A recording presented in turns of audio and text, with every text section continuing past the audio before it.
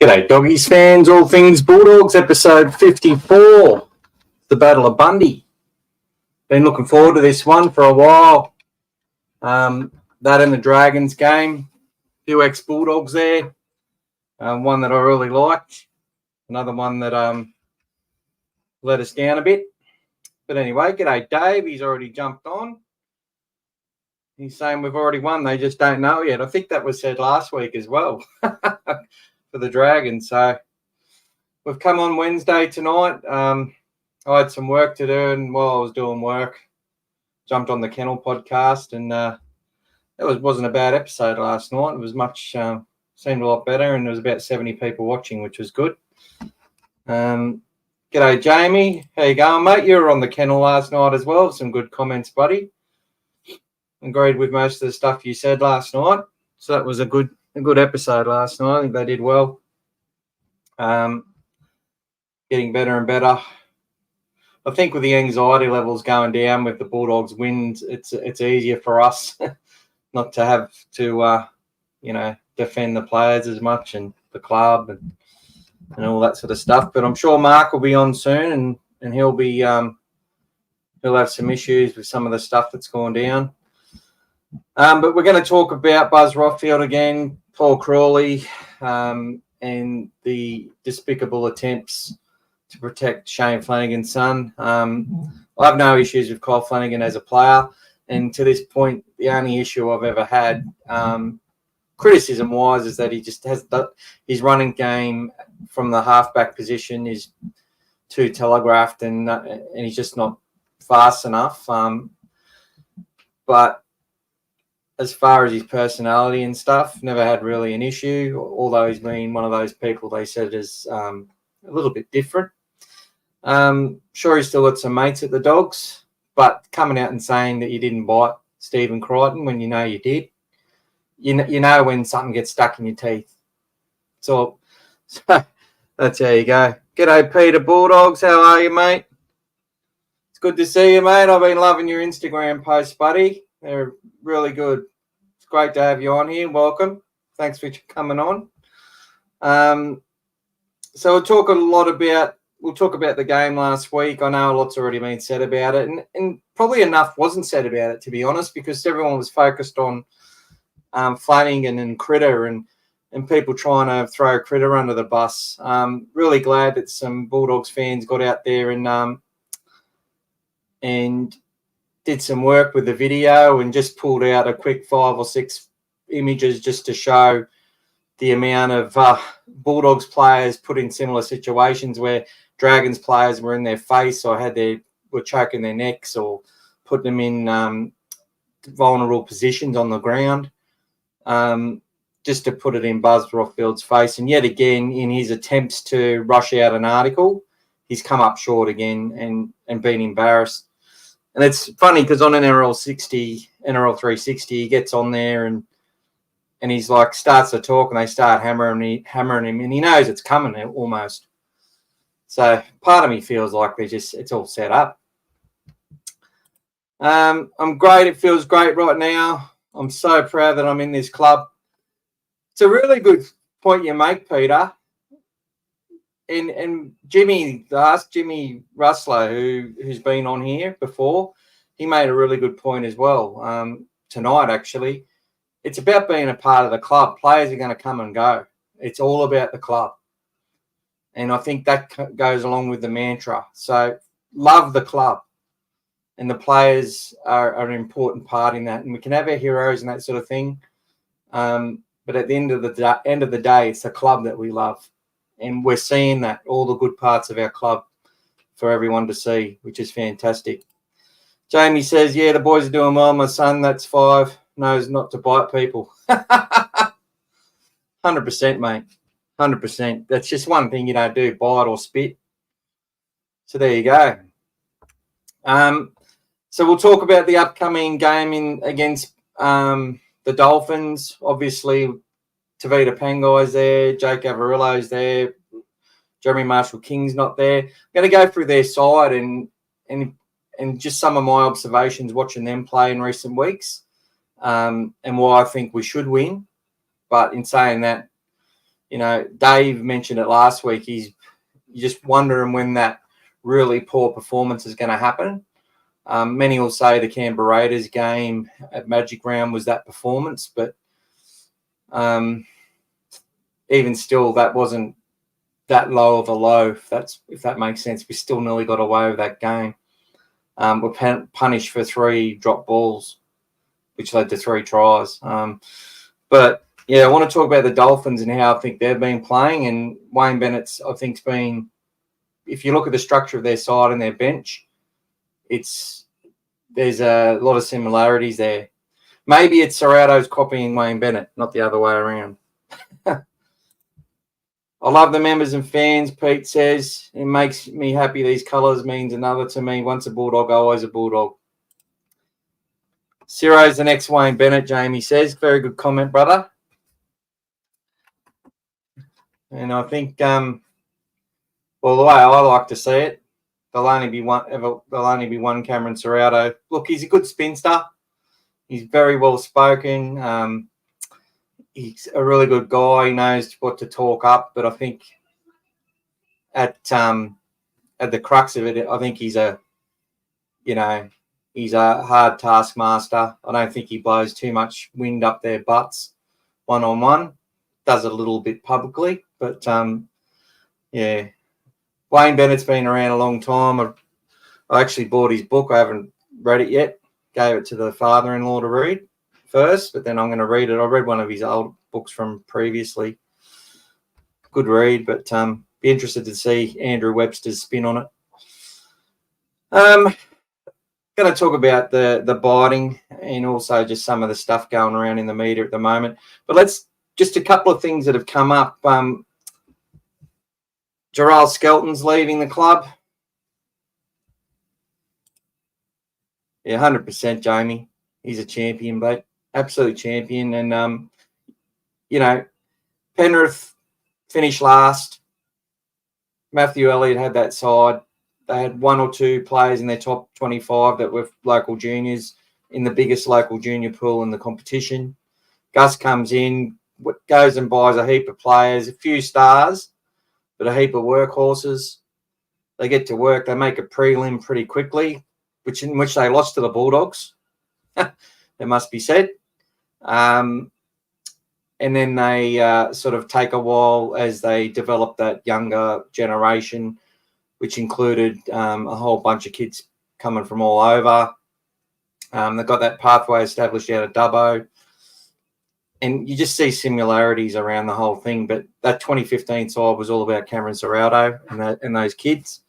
And that the kids in that team, I think it was phenomenal that it was something like 90% of that squad ended up playing first grade, and like 75% of them have gone on and played over 150 matches, which is absolutely ridiculous. Or it might be 100 matches. Braden Burns was in that squad. There was players like that, Corey Waddell, who was literally like one of their best players at the time, playing with Nathan Cleary and Jerome Lilwai and Corey Hawera-Naira. You could just name them all. James Fisher-Harris, Moses Leota. You can see they all played for Sarah on each other. And that's the point. So he's got the buy-in, that's for sure. People said we went backwards last year. I don't feel we went backwards. Our performances went. Our best was a lot better. Our worst was comparable with, some of the worst times we'd had, but you just had to look at the circumstance. But the amount of people they moved on, the amount of people they brought in, the amount of kids that solidified themselves as, being a part of the future. And to me, it's just the surprise. So I want to talk about before we get into last week's game, I want to talk about Jeral Skelton because he's one of my favourites, and many fans feel the same. And some fans, if we start losing games or whatever, they're going to mention Jeral Skelton and the loss of Jeral Skelton as a huge mistake by the club. And they will say it if they're not already. They're thinking it. Some are already alluding to it, but there will be quite a few people who want to talk about it. And all I can say, he's just at that age and that level of experience that there is a slight deficiency in his game in defence. And the wings are it's such a hard thing for the club to weigh up. Josh Addo-Carr's worked his butt off to show that he wants to be a part of this club. And I'm not saying not just now, but from day one, the likes of Blake Wilson, the likes of Jacob Carraz, and then when you look at all these keys, Riddick Carver, I think his name is, the Fijian winger who been playing with Mitch Woods and that, he looks like immense. Sewer, there's a whole bunch of them. Geordie Mazzoni, who's playing New South Wales Cup this week, is one of the fastest humans on the planet. They're not all ready now, but they're the players that are going to, their entry to first grade is going to be via the wing. A lot of people said Jeral could play second row and centre and all like that. That's yet to be seen. If it was going to happen, he would have got that opportunity this year, I believe. When Gus said he was meeting with his manager, I felt that was just he was going to keep him at the club. I think it would have been a conversation with the managers. I heard earlier in the year that he might be off before June 30 to that club. Was so glad when it didn't pan out. Then when I saw Gus's tweet, I sort of read into that a little bit too much, and I started spruiking that he was going to be part of our top 30 and writing me little spreadsheets out and including him. But the fact of the matter is 230 grand is, I think he's worth every cent of that. I think he's probably worth a little bit more than that. But under our cap and what our value is, his market value must be minimum, according to our cap and the way it's going to work. And I guess they just can't have that pathway blocked for another junior. They've got to have another kid who can step into that role, and maybe that's an Eli Clark, who gives every confidence of someone who will go out there and put his body on the line, who will tackle, who'll do the hard stuff, who'll do the support runs, can kick goals, play wing, centre without an issue. I don't know. He reminds me just another unheralded kid out there that's probably going to end up in our squad at some point. And that's the whole thing with our team. We see all these players that we're linked to, and even signing with Tupanua. So Dave mentioned last week, where does Tupanua fit in? I can't see where any of these players are going to fit in, but I didn't see Bailey Hayward fitting in this year. I didn't see Harry Hayes fitting in this year. I didn't see Lipoi Hopoi debuting this year. I didn't see Jack Todd. Jack Todd would have debuted this year if he didn't get those arm injuries. I didn't see Jack Underhill making it, to the extended bench even this year. I didn't see Kurt Mann I knew that Kurt Mann would improve us because Matt John said that he was erratic at Newcastle. I don't believe he was erratic at all. I think he was utilised used in different roles. But I always felt when he come on, especially when he played that small lock sort of position, he made the team better. So I want to talk about Kurt Mann and his impact. I've been trying to release a little short with some of his stuff, but it keeps getting blocked by the NRL, which is annoying me. It's been blocked 4 times. I've tried all these different variations. But yeah, it's just this situation where we've become a development club already. That wasn't the case a few years ago.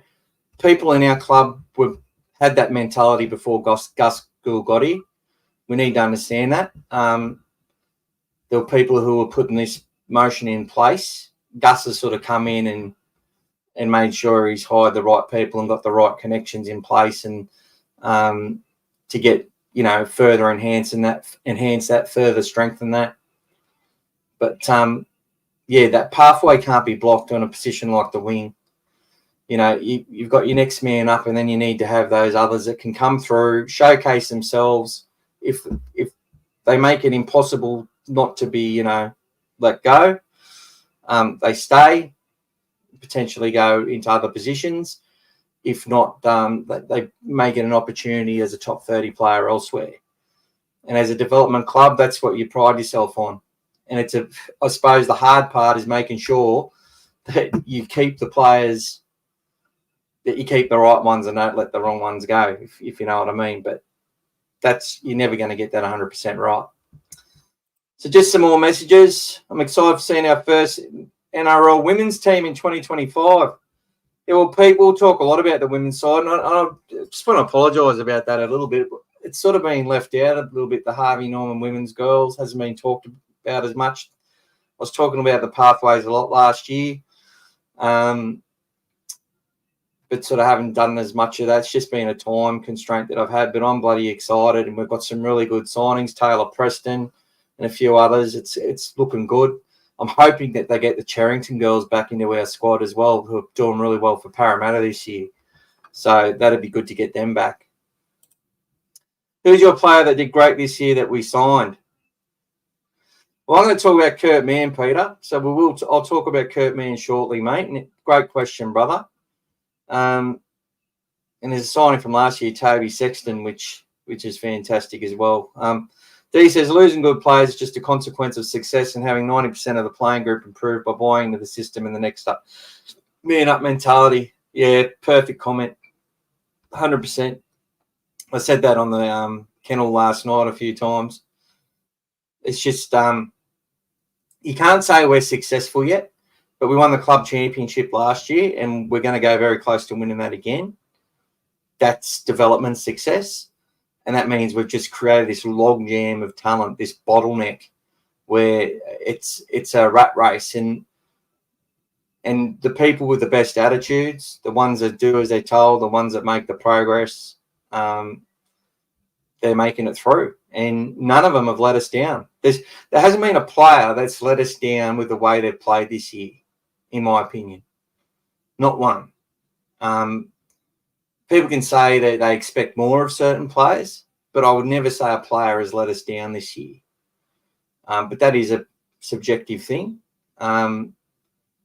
Injury-wise, there's been letdowns injury-wise. I'd probably say Josh Addo-Carr coming back into the side for the Souths game. I felt he was hurt.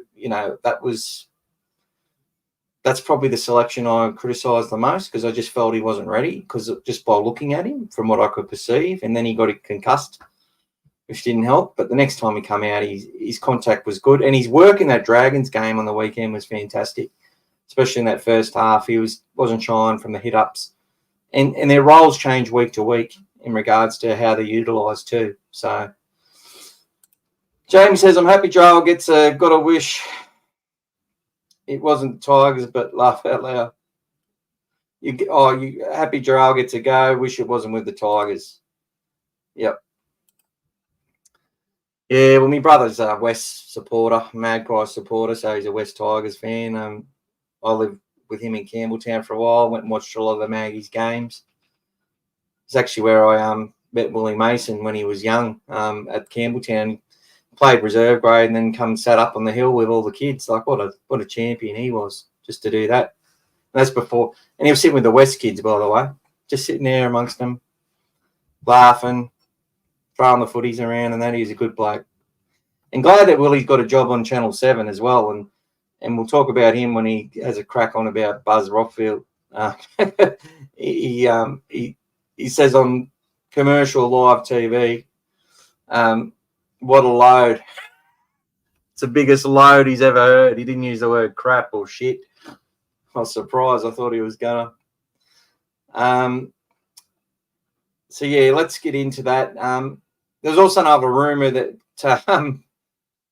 and we should have known that, but quite a few sites, Facebook groups posted it because it was posted on the Canterbury Bulldogs news site, which usually is correct. Not the official one. It's a fan page, but it does release a lot of stuff. I'll look at that. Yeah, I heard him talking about that on the Levels Network the other day, actually, D. I want to watch that show. But, yeah, so I don't know. I lost my train of thought. But they reported that one of the players from what was his bloody name? Forgotten his name already.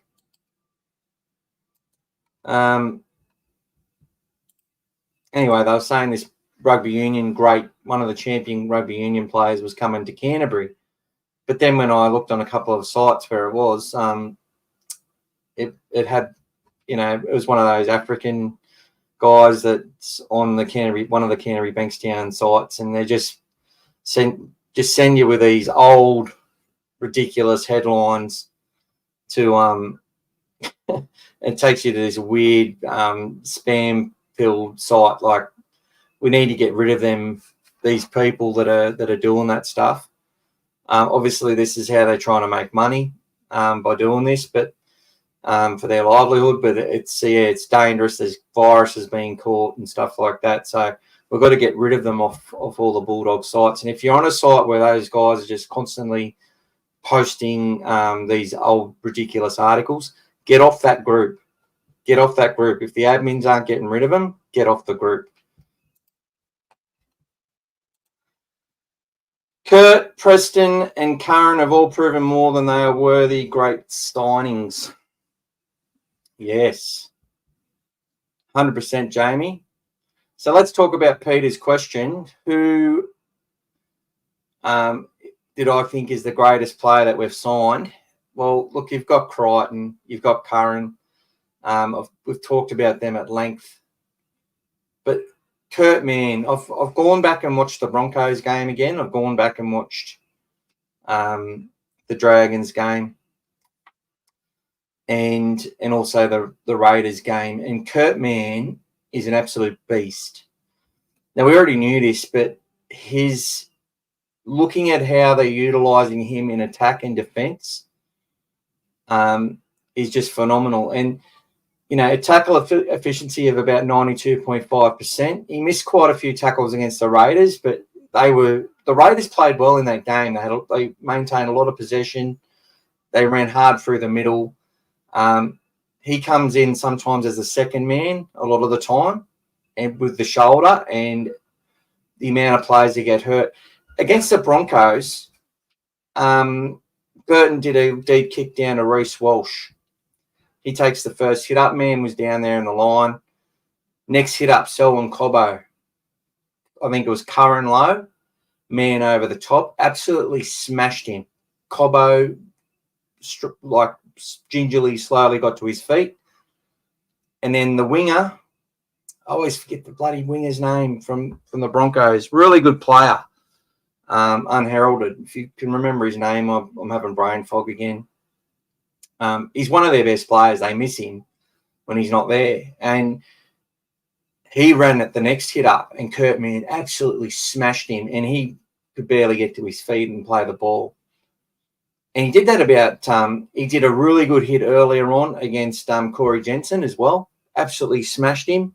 This is a 92, 93 kilogram former half, former winger, former centre, former 5'8", former whatever, smashing these big boys. And it's just been absolutely phenomenal. But the way he digs into the line to give the ball for at least two plays on every set, Kurt Mann is essentially the first receiver. So he's the halfback because he's Nathan Cleary at Penrith, or he was James Graham at Canterbury back in 2012, 2013, 2014.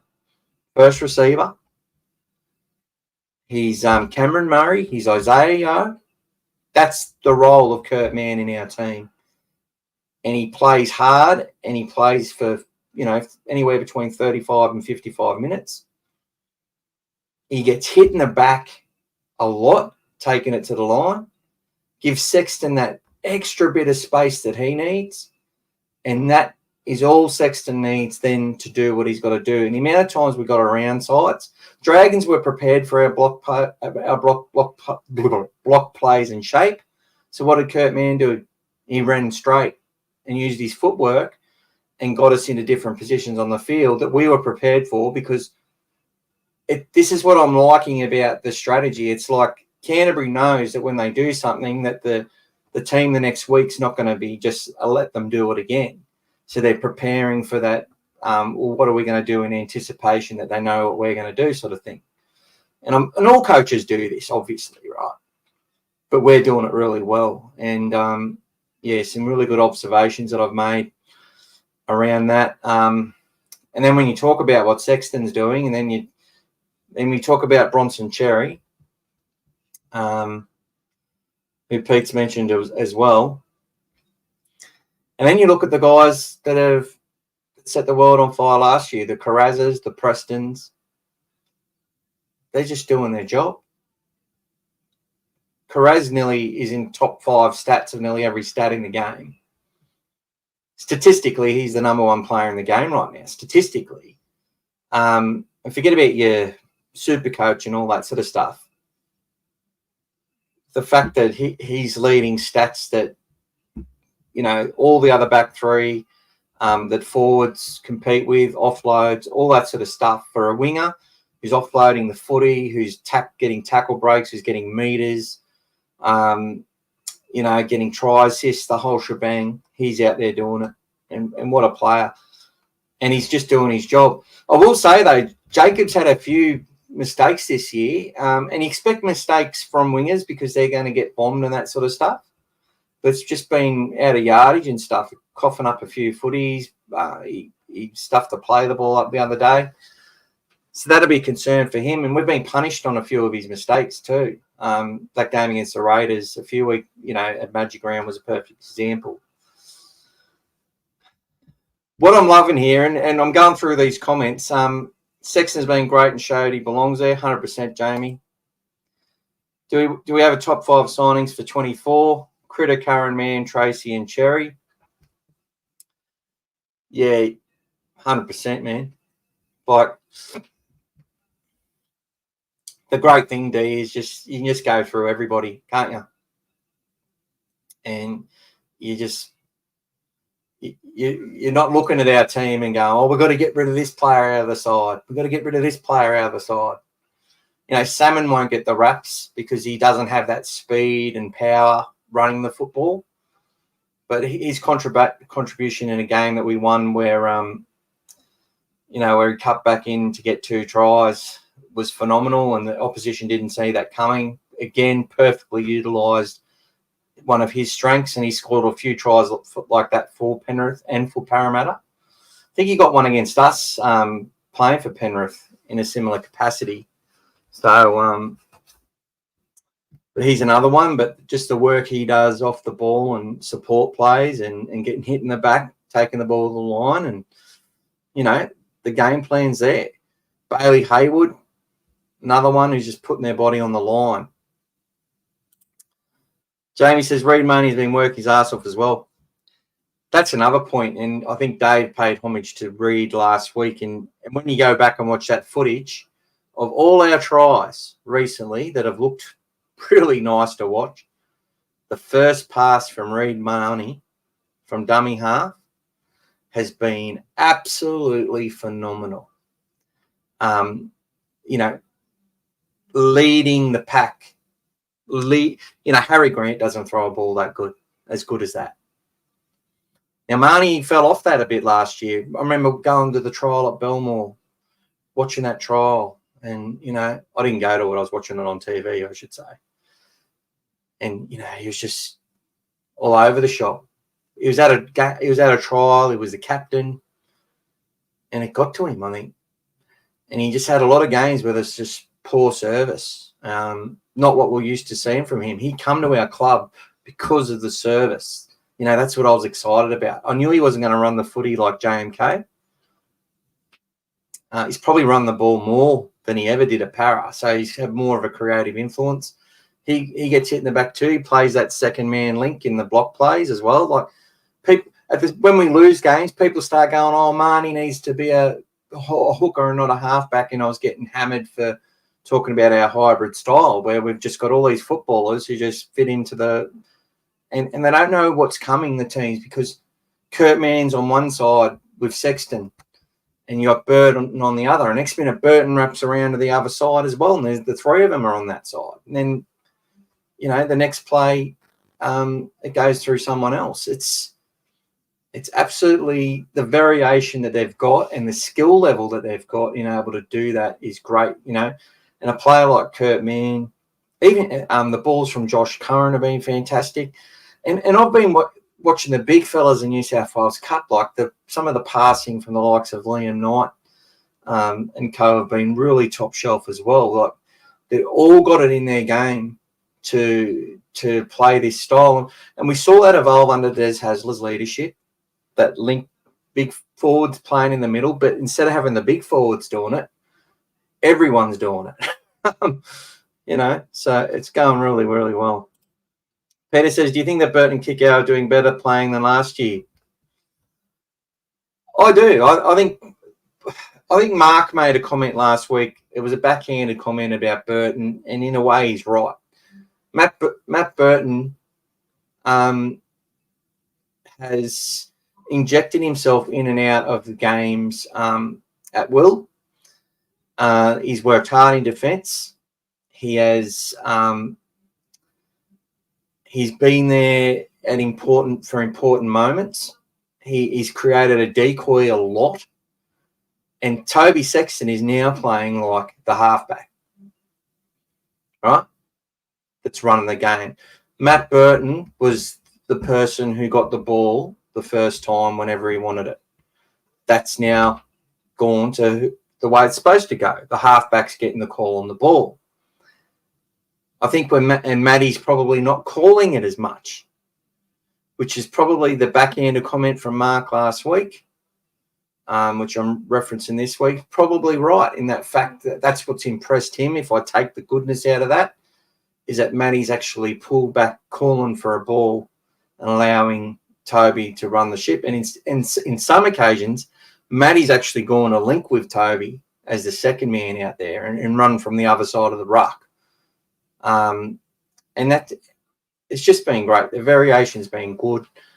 And honestly, if they can keep this spine together for Marnie, Sexton, Burton and Connor Tracy with the backups that they've got and the likes of Critter and Carraz and the other youngsters coming through, we can really do damage around that. There's quality in that. There's origin quality in that. Toby Sexton was the leader of the pack coming through as a kid. And you're seeing what happens when everyone's doing hard work around him. He's learnt the lessons of hard work. He's confident in his defence. His defence against Joey Leilua early in that match was very important. Joey started to make some inroads after Sexy got a bit fatigued, but he was still there and held on for grim life. And Joey didn't really get many of the balls away, or any, I don't think. But the defence, he dumped Joey Leilua the first time he tackled him, and that was bloody fantastic. But see, no one really talked about that. I think they credited Kurt Mann with that tackle, but it was actually Toby. And then you see the confidence that this kid gets through his defence. And this has been the story for the whole season with the Bulldogs. It's the confidence they've got in attack from their defence. Every year we look at the Panthers, and I always make the comparisons because there's so much influence from their footy on us. But there's nothing wrong with that. There's been teams from each generation which have influenced the way that the game has changed. And it's funny. There's some players who don't get a lot of accolades when it comes to that. That Dave's mentioned a few of those as well. So, Dave is actually D, and there's also another Dave. All right, but so there's two Daves, but D on the chat is actually Dave as well.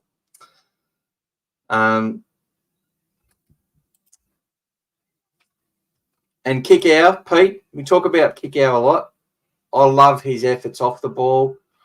His efforts last week were phenomenal. Every run was important that he made.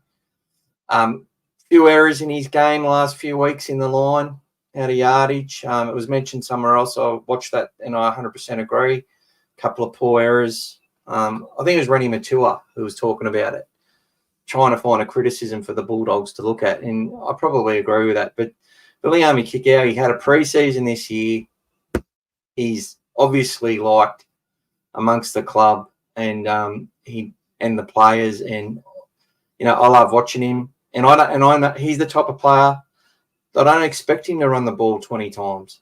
He doesn't need to.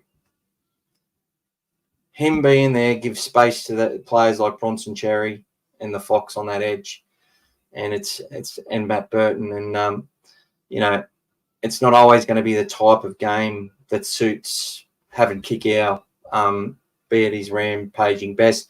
Probably butchered a try on the weekend as well, where he could have passed the ball, but I don't know, it was his 150th maybe. Maybe he just thought he was going to score and backed himself. They all do it. Skank says Skelton off to the Tigers. Yeah, we've talked about that, buddy. We all wish him the best. I love watching Skelton play. I do too, man. The highlights are phenomenal. His hit in that Roosters game was massive. And he just has that in and away that he did in that Broncos game early on was just absolutely brilliant. Just to be able to turn like that, and then the palm that he's got, the balance he's got through the line. He is a really good kid and a good player. But he's got his opportunity with the West Tigers. They're going to have a pretty gun back line next year, I believe. I think it'll take them a while to get into it, but they'll just work at the yardage, at trying to hold the ball, trying to do the stuff in a Penrith type way. And build slowly that way and get their defence right. But we'll see. We'll see. Every year this competition is going to get harder and harder for every team because the stakes are so high. Teams are learning. A team's got to come first and a team's got to come last. And it's all about your injury luck, how you manage your top 30, not just your top best 17, your development, and having those people buy in with the coach and work their asses off. And we're going to see more and more professionalism as we go on, as the pay goes up. He says we have the best buys, the most improved players, the coach of the year, captain of the year, and the buy of the year. I think you're right, mate. I think you're right. Gav says Salmon's attack's a little lacking, but his defence is rock solid. Yeah, Gav, he's as an edge back rower. He's I found that before he got that injury, his runs were a lot better in those last few games he played.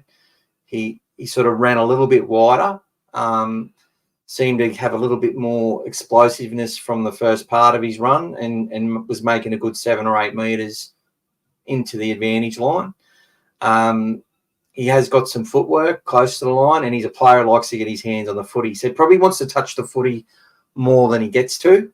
When he plays that small lock roll, his service is almost as fast and almost as good as Kurt Mann, and he takes it in the back as well as he passes the ball, so he can fill that role. So when we look at the teams, which we're going to do, the bench they've named, I'm going to talk about how I think they will play it. I mentioned this on the Kennel podcast last night, and they tended to agree, and I think that'll probably happen. But it is up in the air with what's going to happen. Other teams look at our bench and think this is the bag. This is in the bag once they come on, and Dogs are like, surprise, motherfucker. Yes, mate. Jamie, you said that on last night as well, and I 100% agree. And James Graham said it a few weeks ago in Fox when they were talking about can we make the 8. I think this was after the Sharks game, and he was obviously super proud that we beat that big forward pack. Or it might have been even the Warriors match, and he said the same sort of thing. Like, he's like, if he was a player looking at that pack, he'd just be like, and that bench, he'd just be like, we're going to smash these guys, you know. So it's definitely something that I agree with 100%. Monkey Magic, and I actually watched 2 episodes of that last night. Pigsy gets a widow. I love that show, man, growing up. Anyway, love the potty. Buzz, Crawley and Warren are effing idiots. Kyle should have been at 9. He bit critter. Look at Kyle on Tracy. Dolphins will be a tough game. Monkey Magic, I will get into that. and talk about it. Dave here, too sorry much. Dave here, too sorry much in out. Oh, you're muching. We all know Salmon is one of Cerro's favourites. Where does he fit in this week? Good question. Whose minutes does he take? Does he start and rotate with Mann? We're going to go. I'm going to put the team list up in a minute, but I just want to answer these two questions. Mitch Park, welcome to the podcast, Mitch. Welcome to you as well, Monkey Magic and Gav Bray. I think I've seen you before, Gav. And Pete Bulldogs. I don't think you've been on for a long time. New debutants for the end of the season. Underhill could be a chance. The fact that he's there, and he just looking at the body of him, he's going to be a Canterbury Bankstown Bulldogs front rower. He'll be the next David Clemmer out of the club, and I'm not saying they play like anything like each other. He's more the love child of Jammer and Booper. Tolman and James Graham have had a baby, a genetic clone made from their DNA, and he's bigger than both of them. And, he's got that ability to run hard into the line, to work hard, to work on the inside, to get up quick. He does all the things he's got to do. He's got an offload in him. He's got a pass in him. But he's just focusing on getting through the work. He could be one to get a debut if need be. There's always a chance for more injuries and stuff like that. As far as others, I'm not too sure. Maybe an Eli Clark or someone like that could get a debut as well if there's an injury. And I wouldn't leave out the likes of Joash Papali.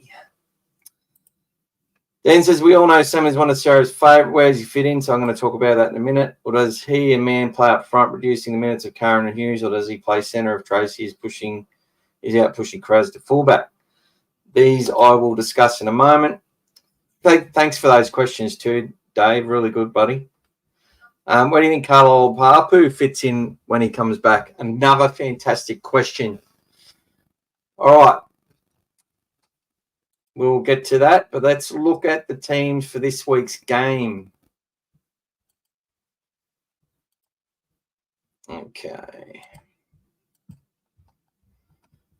Can we see that, everyone? Hopefully you can. Let's start. So no changes to our backline. Connor Tracy, they've mentioned he is in doubt. And our forward pack is the same that lined up against the Dragons. Josh Curran, Reid Marnie, Samuel Hughes, Kikau, Preston and Mann. That looks like our forward pack until Max King comes in. And then either Sam Hughes or Josh Curran will go to the bench. Likely Josh. But we've also got to talk about Josh Curran's games over the last few weeks have been phenomenal in replacing Max King. From 50 minutes or so last week to get over 200 metres. I know, stats are more important to a lot of other people than to me, but that just, as metres per minute, just goes way above most of the other forwards in the competition. Someone said his efforts reminded them of Stephen Price. Someone said that at some point. And I'd have to agree. The amount of work he gets through, he's there to do the hit up. He's always pushing up near the ball. Effort upon effort upon effort. Interchange. Bailey Hayward, Curtis Moran, Harry Hayes, and Jamin Salmon. Literally the smallest bench, weight-wise, I've ever seen. Jamin, I think, weighs about 92 to 95. You'd say Harry's probably close to 100, right on it. I'd say Curtis is 90-something and Bailey would be in the 80s. You'd have to be. But this is what I wanted to talk about with the Dolphins. Look at their front row. Jesse Bromwich, Tavita Pangai Jr., Connolly Lemon-Little, Felice Kafusi, Kenneth Bromwich. You got the Storm, multiple grand final winning. You got over 1,000 games worth of experience in that forward pack. Tavita is there, Max Plaff Hooker is a good replacement for Jeremy Marshall-King. Then we look at their bench. Oren Keeley, he's not huge. Lachlan Humner, don't know much about him. Ray Stone, not huge. Sean O'Sullivan, halfback. Extended reserves for us, Lipboy, Hotboy, Chris Patolo, Hayes Perham, who will be a chance. I think he'll travel to Brisbane and be on the 18th or 19th man, or come into the side potentially if there is an injury to O'Connor Tracy. I think we'll find that Hayes comes into the 17. And if anyone wants to dish on Hayes, please don't. You don't need to. He's been playing well in New South Wales Cup. He tries hard. He's well respected amongst everyone in the club, including all the youngsters. And I don't think he'll be in the club next year. But this kid was touted as the next Sean Johnson. Gus and Serrauto got him into their system at Penrith because of his talent, for no other reason. He got homesick, went back to the Warriors, ended back up at Parramatta, had Gutherson in front of him, played really well in some matches. We saw the year last year.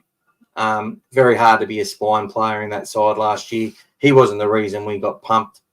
And he actually had some good moments. Now, I'm not saying I want him in our top 17 because I don't have him in our top 17. But if he gets picked, just remember, Bailey Hayward, Harry Hayes, Lipboy Hotboy, Curtis Moran, Jamin Salmon, Kurt Mann, all these guys, Sam Hughes, who no one knew much about. No one thought they were going to be at the level that they've been at this year. If Serrauto decides to bring Hayes Perham into the top 17, it's because he's the next best man for the job. And we need to understand that and give him and hope that he shows how good he can be and can live up to the potential he had as a kid and to the faith that they've put into him. The last thing I want to see is for a whole bunch of supporters saying stuff and then him dropping the football and giving me Ockenbaugh vibes in the way that everyone acts and stuff.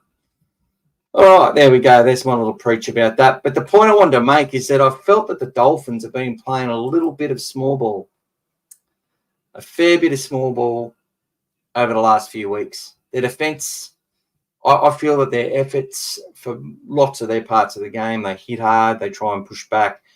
They're out there to really have a big crack at the game. They're chasing the game.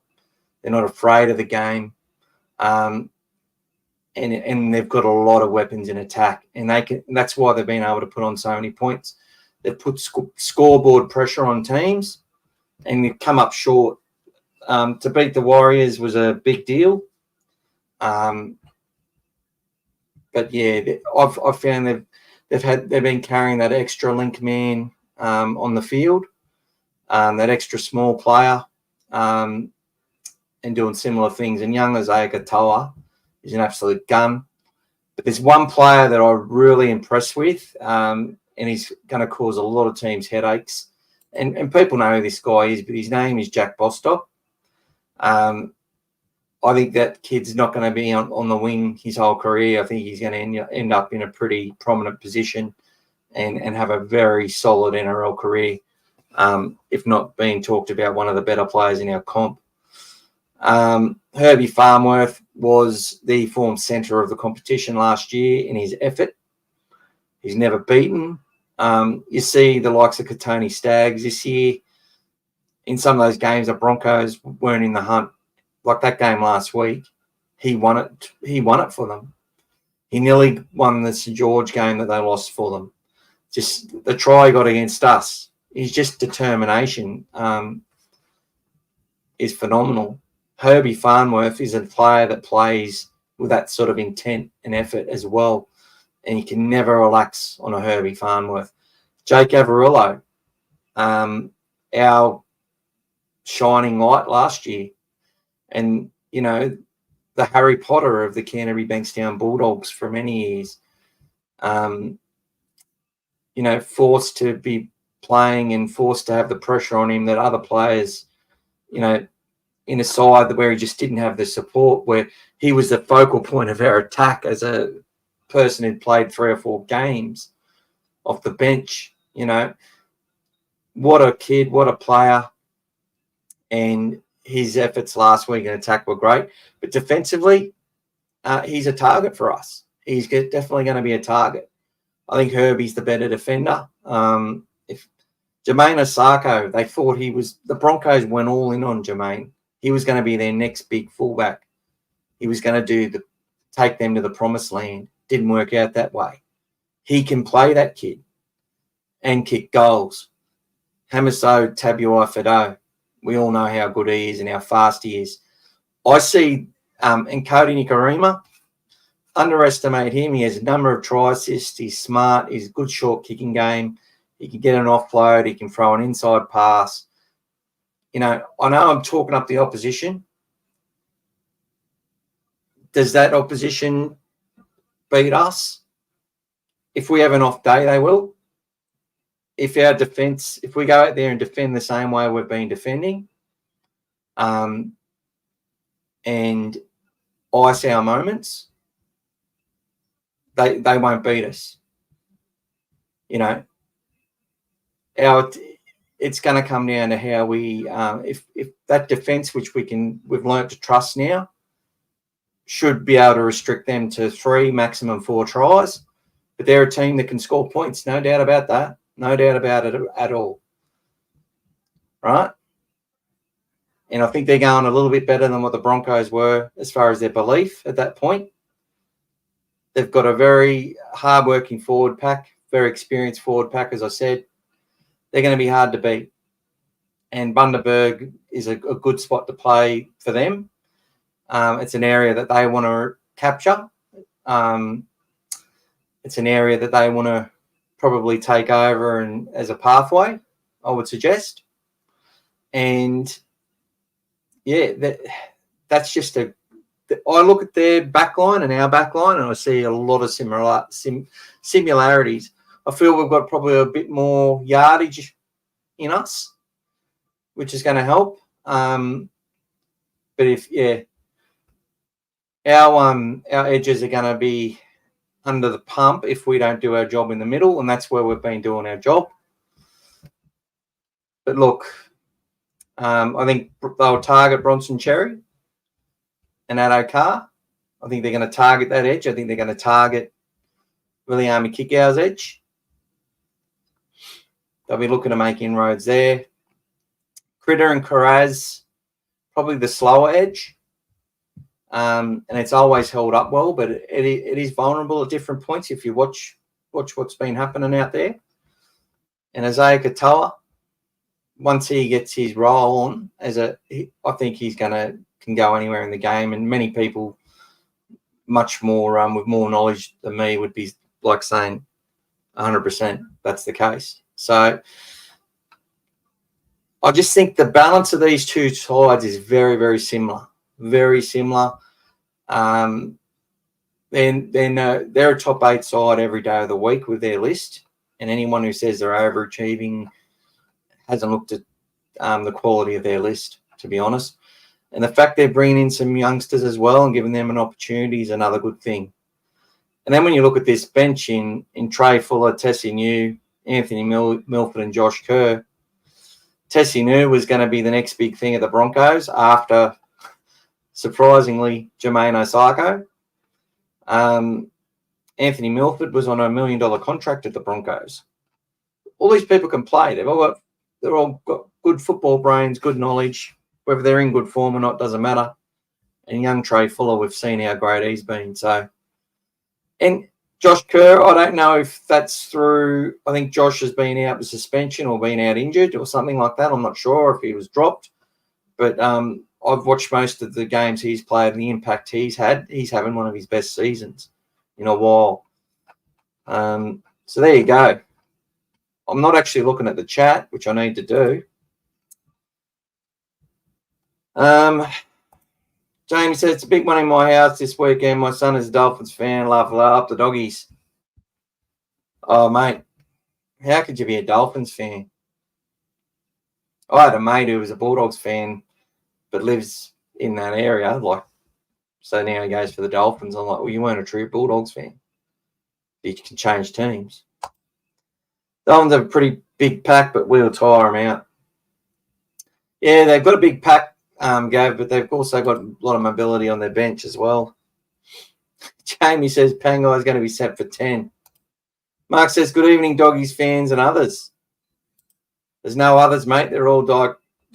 Mark, are you Michael? Because when you come on, Michael joins as well. Is he at your house now, Mark? Did you adopt him? Just wanted to hop in and say hello. Got my final HSC trial tomorrow, so I've got to prepare for it. We'll watch the podcast later. Go the Dogs. Thanks for joining, brother. Dolphins are molasses this week. A sexy molasses. So we were saying earlier, Mark, how, Toby Sexton, with your backhanded comment last week about Burton, one point that I can definitely raise is that Burton isn't demanding the football as much.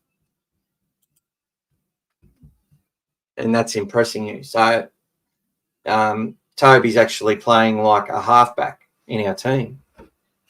But for 2 or 3 of our attacking sets, Kurt Mann is the first receiver, like a Cameron Murray, like a James Graham was, like a Isaiah Yeo. And he's as good as any that I've seen. And, so a good shout-out to Kurt Mann, who's helping Toby and Berto and everyone else a lot in what he is doing. So we want to talk about our team and how does this side line up. So we want to get to this point from Dee's comment, and then we'll talk about Olawapu and how we fit any of these players in. That's the smallest interchange forward pack I've seen as far as weight. What I think, if this is the team that lines up, so if we go 1 to 17, I think Reed will be playing probably another 60 to 65-minute match. Will be probably Reed Marnie's the one who's going to give up minutes again, which he's done 2 of the last 3 games, I'm pretty sure. I think Bailey plays his role. And they'll use Bailey in 2 little stints, 2 shorter stints, I believe. I think Kurt will interchange with Jamin Salmon in the small lock position. Harry Hayes comes on. Harry Hayes and Curtis Moran play in rotation with Josh and Sam Hughes. So that is how I think they're going to roll it. That's basically what they've done the last few weeks, except they've kept Lipoy to very small minutes. I don't think Jamin Salmon is going to play small minutes unless he's not 100%, which if he wasn't 100%, I'm not sure. Maybe they just want to get a few minutes into him. Who knows? But I think I'm not sure if they're going to run with that. They well and truly may. But that's how I think they'll run it. I think Hayward will play as a hooker for Reed Marnie and get 20 minutes or so. And maybe get another small stint in that small lock position. It might be a situation where they say Viliami or Jacob need a rest, depending on how the game's going. There's always that. They can always, or if there's an injury, Jamin's there, can play on an edge, play centre, or wherever. So Harry Hayes can play on an edge, play centre. It's quite the luxury we have is in the versatility and the fact that Harry's played some hard minutes in the middle and been smacked a couple of times and kept getting up and making post contact. Says a lot for this kid who was playing centre and captaining the Jersey flag side, I think, last year. So there you go. That's how I think they're going to work the rotations. But talking about Carlo Olawapu. Jamie says, where do you think Kyle Flanagan fits into this? Another good problem to have. Well, I just think that the way the team has been set up, the way they're playing, I think he's be watching a lot of video, getting his mind into it. He got to see a lot of how to play, in the halves last year. He's a kid who played eyes up footy naturally, played at the line, used his power, used his strength, no fear. As I said, the first tackle I saw him make at Magic Round last year when he came on the field on the right edge, he tackled Hudson Young. The sound it made, the crack that it made, I heard it. No wonder his neck had an issue. The way that he put that shoulder in.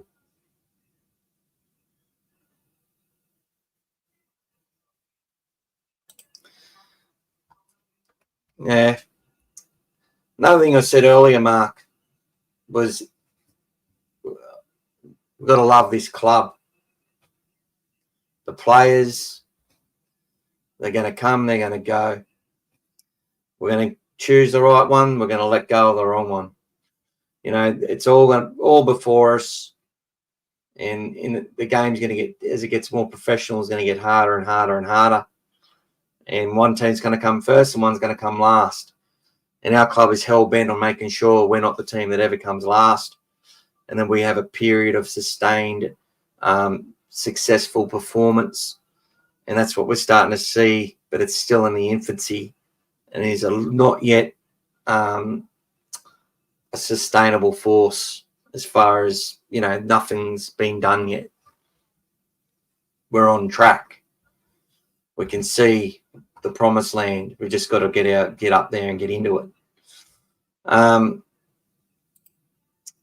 Yeah, Mark, I spent quite a bit on Kurt Mann. So if you go watch the earlier parts, basically, I was trying to do a little thing on him, just showing the big hits that he put on. So the fact against the Broncos, he made probably 4 or 5 of the biggest hits we've seen.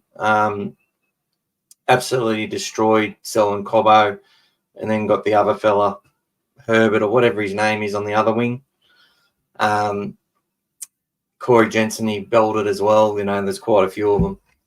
He did that against the Dragons. And then I was just talking about he's taken in the back at the line. He's efficient. His speed of pass, it's comparable with the best ball-playing locks in the game. It's comparable with the halves, So, and it's helping the likes of Toby Sexton a lot, and the team getting around doing what they got to do.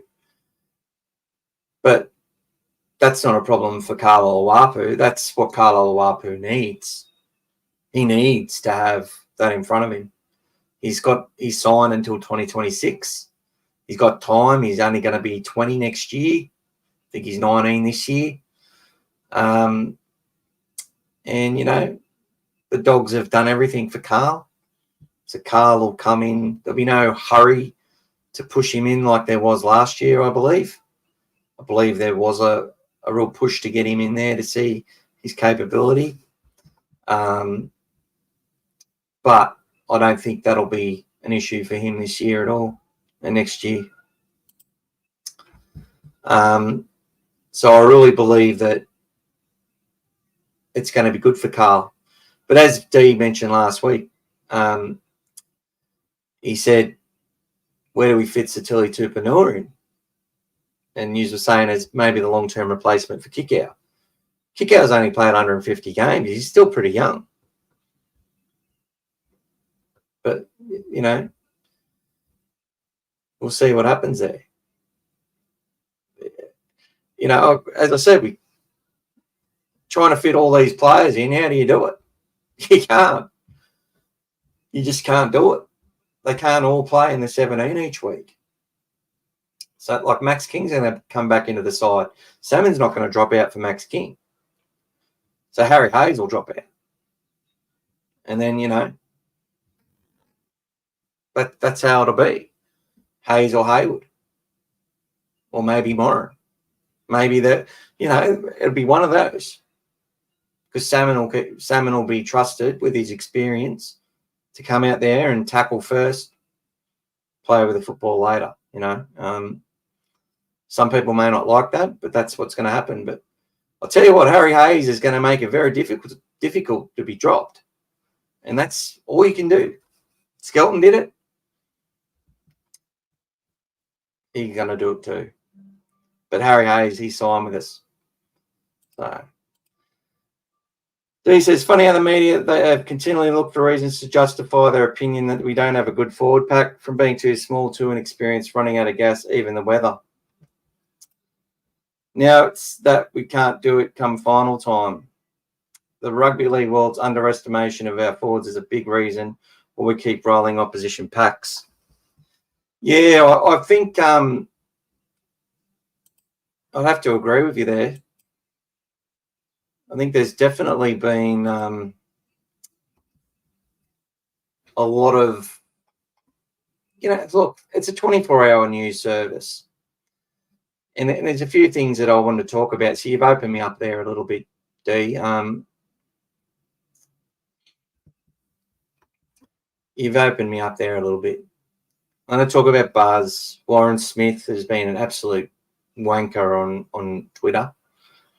I have nothing against Kyle, as I said. The underestimation of the Bulldogs, Bulldog Richie after one game against Parramatta. And it's funny, that one game against Parramatta, I come out of that game going, fucking hell. How good was our online defence? If we play that game over the last 10 years, even when we made the semis under Des, if we had that amount of ball over the first 70 minutes, we would have lost by 40 in any match in that period. That's my thorough belief. I'd even say in the 2004 side, and no one will agree with me on that, but I watched us get blown off the park a couple of times in our good periods. I think we lost 34-0 to the Roosters, who had a lot less ball than what we had on that night. The Bulldogs against the Eels in round one, I looked at that and I went, write us off at your peril. We're back. Now, did I think we were back to being a top 8 side then? No. But I just felt we're back. There was that defence, and when we conceded I think it was off a kick, and then I think Salmon got really buggered at one point. There was one miss in the second game, one poor miss. Going from a team that was making 5 or 6 poor misses per match, whether we're playing well or bad, in the other areas, to a side that's barely conceding a genuine line break, is pretty bloody good to watch. And to have 30% possession or 32% possession after 70 minutes against the Eels, and still, Burton kicks those goals, the Dogs are sort of like, oh, maybe we can get this out of the bag. Push forward 3 or 4 years, I reckon the Dogs will be like Penrith were the other night. We can win. We can get 3 tries in 3 minutes. We'll just trust the process. We'll just play. That was scary to me, watching that. Scary as, but anyway. Got to get on the Buzz. And look, Kyle Flanagan, had no problem with him. Had no problem at all with him being at Canterbury. The fact he said he didn't bite him is bullshit. You can't fucking say that. If he'd come out and said, I could have said it for him. He's a competitor. When you've got the dog in you, when you compete and you want to win, when you're a fighter, when you're a boxer, and they're playing a full contact sport, you want to rip the head off the opposition. Why do you think James Graham bit Billy Slater? Because he wanted to bite his fucking head off. He hated him. And he wanted to win. He lost his mind. Now, Kyle, in a split 2 seconds, is on the ground. It happened in 2 seconds. So all this pressure and putting his nose in his mouth bullshit. Kyle it's clear as day. Kyle lifts, bites down, nose pinches off. And he's got the teeth marks in the bottom of the nose, right? We all know it. But for them to put the campaign that they did to protect, you know, the good coach from Cronulla who won a premiership, who breached the salary cap either side of the years that they won, who ran an injection program leading up to it. I don't care what was in it. When you put needles into people, you know, no. That's premeditated cheating, in my opinion, right? But still, I was willing to forgive Shane after all that anyway. But these guys seem to forget all that. He come and worked on Fox, did some Super Saturdays and whatever else, Sunday tickets. He gets a job. He's the assistant at Manly, gets the job as the St. George Dragons coach mid-season. Apparently said he wanted to coach Canterbury while his son was there. Everyone was saying, it wouldn't work. Because, Serrato's got to be his own, Flanigan's got to be his own man. Okay. And Gus won't let anyone be their own man. So when we're losing, it's Gus stepping in and controlling Serrato. When we're winning, it's all about Serrato. Funny about that. But they still talk about Gus, Gus is this big enigma. But Shane Flanagan's son, Daddy's boy, took no accountability for his action. If he just said, look, he was dominating me in the tackle, it happened in a split second, it frustrated me, it was all stuff that happens on the field, but then I bit down on his nose. If he does that, no problem. But instead, we had this campaign. Stephen Crichton is supposed to be going into what? Stephen Crichton should have been charged, according to Buzz. Creepy crawly. What? They come out with all these tweets. Okay, so now you're allowed to. They're basically saying it's like doing a face, rubbing someone's head into the ground.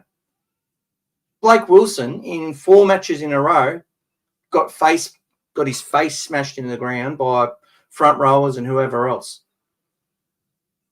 Got facials. Wasn't penalised. They weren't penalised against him. Go watch the games. He got pushed back in the in goal, and Reuben Cotter did it. There's been other games as well. We got charged. We got penalised on the few times that we've done it. But that happened in a split second. They got us play the ball. Kyle actually did well to get a play of the ball away in under 3 seconds. So you can't penalise them for holding down or give them a 6 again. You got to play the ball under 3 seconds. The average is 3.4, right? Or 3.5. And I was very glad when the Bulldogs, Dibbo said it was embarrassing that a Bulldogs fan went out and got photos and all the images using the words where Bulldogs players were accosted in situations where, pressure was being applied to their faces and to their necks, etc. And that's 100%. Kyle Flanagan turned his mouth and bit the snoz. And that's all there is to it. Yeah, now Crichton was in his face and he was saying shit and probably reminding him of whatever else, Might have been disgusting. Who knows? But, when you bite someone, when you do something stupid like that, you own up to it. You go, sorry.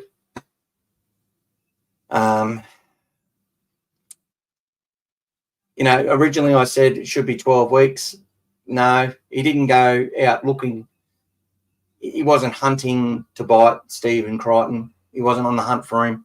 But he did lift his mouth up. It could be alleged that he tried to bite his nose. I think it was just the circumstance was there, and he just, like, in his competitiveness in the moment, he's made a mistake and he's done it. As a mistake, that's fine, but don't sit there and pretend that you didn't fucking do it. And have bars and have all these people, Corey Parker coming out talking about it. You know, all the News Corp people.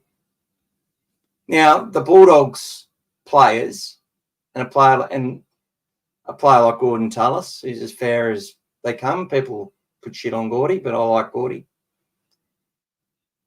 No, you bit him. It's a bite. You bit the guy. End of story. So there you go. But Buzz at their bloody best again. We might briefly touch on Latrell Mitchell. You bloody idiot. But, you know, I love Latrell. And guess what? Jesse Bromwich, who's playing this weekend. Sideshow Bob from, he used to play for the Storm. Him. I think after a game, a Kiwi game, they got done on the cocaine. Reece Walsh caught with cocaine. Plenty of bloody others. It's a drug. Brandon Smith, Cameron Munster, they were all snorting the coke that day. And then you look at the Roosters, and you got that live that they were doing with fans, and you got Terrell May going. And then the Roosters come in, and Moley comes out and is like, well, it looks like he's bloody snorting coke. And then he retracts his statement because the Roosters are going to have a crack at him. It's like, well, guess what?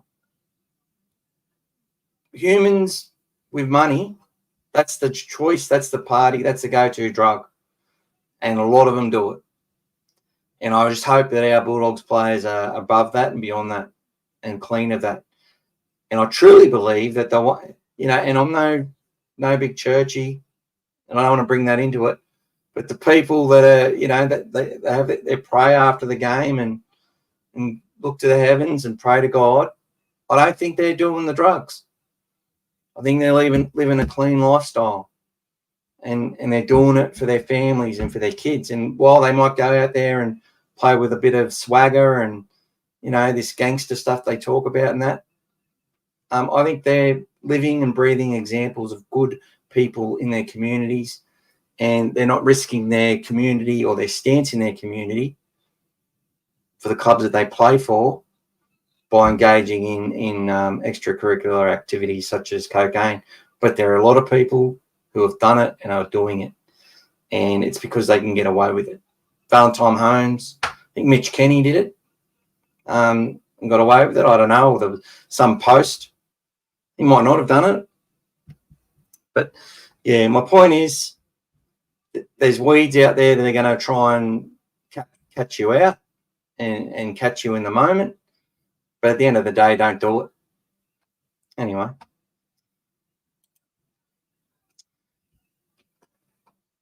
Here we go. I've got a lot of chats to catch up with. Another thing before I do that, the talk last night on Fox on NRL 360 about the Penrith play the ball. Every team in the comp's doing it, including the Bulldogs. For the headline to be that it's Penrith, this is a Penrith tactic that they're using to win matches. Sort of almost comparison with the Storm in the way that they brought in new wrestling techniques. But in saying that, the Storm, there were teams, a lot of teams that weren't doing what the Storm were doing as far as chicken wings and grapples and stuff.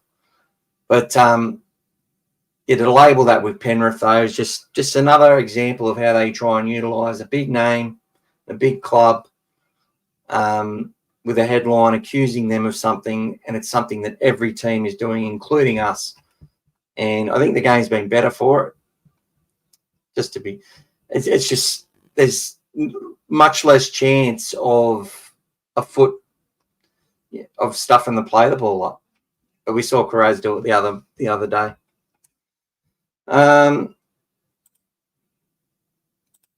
Harry Hayes will stay, I think. He might. Warren Smith-Contry sounds like a robot, can't stand the bloke. G'day, Lakeside. Welcome back again, brother. G'day, Sam. Welcome back, mate. It's been a while. I reckon Cherry plays best game. Him and Kurt Mann were a beast. Yeah, that was Bronson Cherry's best game. And D made some good points last week about Bronson's ability and speed and ability to get on the outside. It helps having the Fox there as well. And once they become a unit, him and Fox, him and Wilson, whoever gets that position, whoever's there, once they get cranking and they both are players that opposition teams are going to fear, you know who that then opens it up for more? Burton, Kikau. They've just got so much speed on that edge and so much running threat that it's making each one of them look good at different times. And once they get cohesive, because the cohesion's still at about 75%, in my opinion, it's got a long way to improve because they butcher just as many as they get. But the fact that they make those inroads and easily making ground, doing what we saw that a lot with Jay Moz coming out of territory, just the shifts that they'd get. They used to do the same with Haslam and with Matty Utai back in the day. It's Bulldogs stuff. A lot of teams do it, but it's just good to see that happening again where we can just do a shift, do a nice little play, Kurt Mann onto Sexton, out the back, centre, and the players just have to hold off and do what they got to do because they know if they overcommit or turn in the wrong way, they're fucking gone. They're dust. We're making a break. And then we get to make 35, 40 metres and are a chance still with that last play. And winger cuts back inside. Like, it's just good to see that back on the table. It's been so long. Is it funny Alexander has changed his tune in commentary? Yeah, he's changed his tune ever since Matty Burton come to the club, to be honest. He's been very reluctant to be highly critical of Burton. And I'd have to agree with him most of the time. I just think he's been very fair on Matt Burton.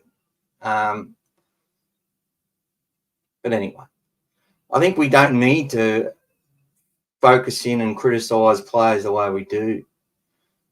But as a team, Brandy's, I think he obviously has a lot of time for Cameron Serrato. He obviously likes Gus Gould.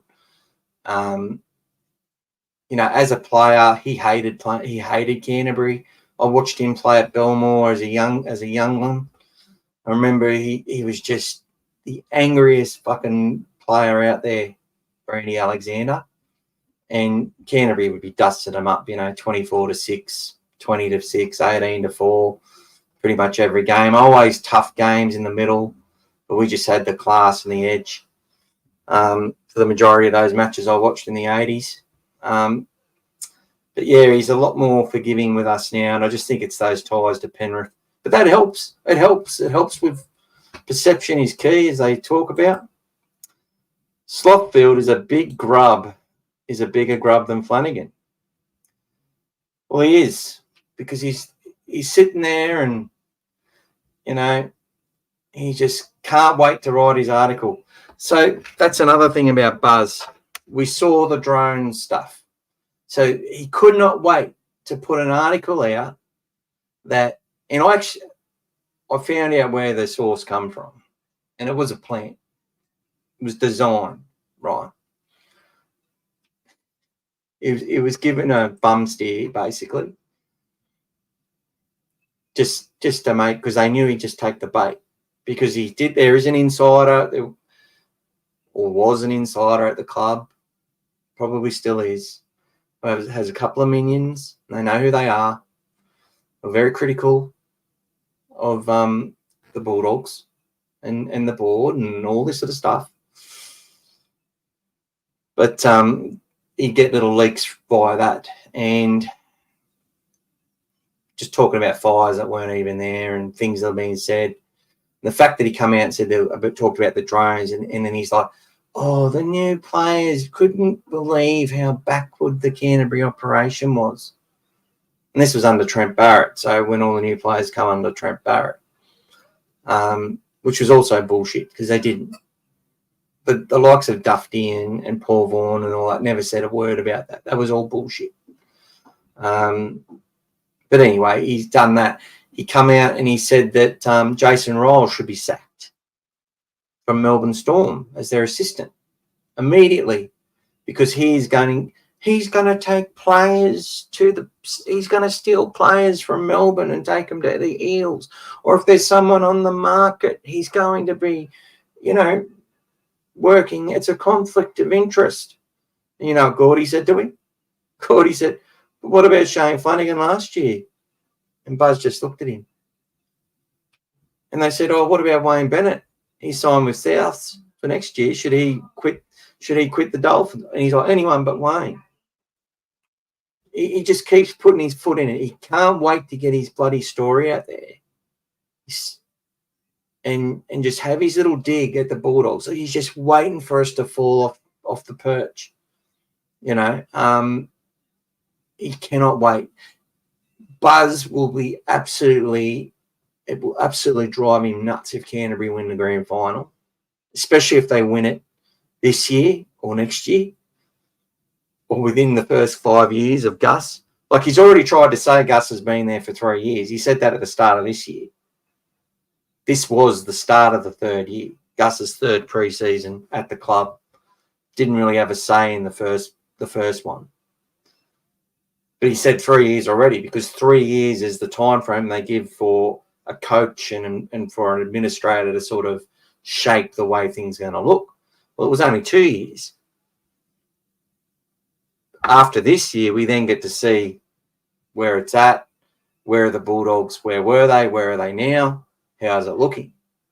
We're on track, more than on track, as annoying as it's been for us to wait for that long. But to make up that bullshit about Stephen Crichton, and again, he's just had, all the players said it. The Dogs went in and put out these pictures and that, and I shared the hell out of them. I shared them with Warren Smith because he's been an absolute idiot. That with the wrestle, that faces land on faces all the bloody time. All the time. And there's pressure applied. If they want to break it down, the knee, the elbows and the knees into the ribs and pushing into pressure points. Martial arts sort of stuff. Jiu-jitsu sort of stuff. They're doing that as well in the game. All the time. To, try and win the advantage and dominate the ruck. It's not a place for the faint-hearted. It's surprising that we don't see any dust-ups.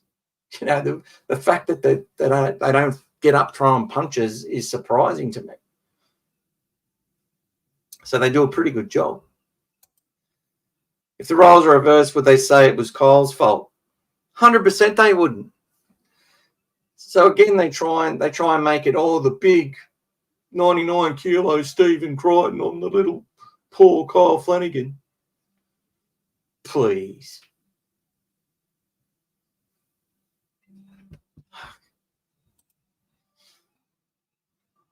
Peptides are a thing of the past and you can't pin that on Flanigan. Mark, what do you mean I can't pin that on Flanigan? You think you didn't know that they were running an injection program? So this is where, it's actually a really good point because a lot of the criticism about Gus and why Flanigan couldn't come to our club is because Flanigan controls the whole operation. He tells them who they recruit. He does it all. And he can't have Gus Gould coming in and telling him what to do. So it was never going to work. But he still applied for the job for the Bulldogs. He wanted to, knowing Gus was there. So that whole thing about Gus doesn't even exist, right? But they use this as rhetoric in the game. obviously there's things that Gus wants to do in order to sign players, right? So I want to look at this player and that player. Can you try this guy in the fullback role? We've been watching him. You know, he's got all the stats from his guy. He's statistician.